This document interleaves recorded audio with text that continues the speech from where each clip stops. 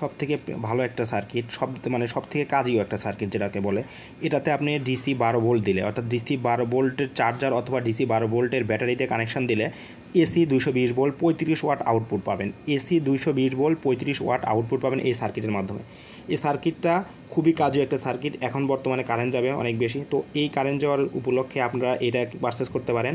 তো এখান থেকে আমরা ডিরেক্টলি 12 ভোল্ট ব্যাটারি থেকে 220 ভোল্ট আউটপুট পাবেন এবং আউটপুট হবে 35 ওয়াট। 35 ওয়াটের যে কোনো ডিভাইস আপনারা চালাতে পারবেন এটার মাধ্যমে।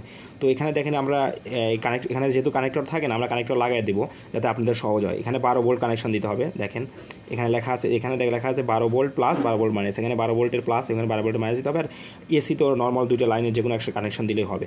তো একদম ইজি সেট আপ করা। তো এই এত সুন্দর ডিভাইস সার্কিটটা আপনারা সংগ্রহ করার জন্য আমাদের সবাই আজকে অর্ডার করুন।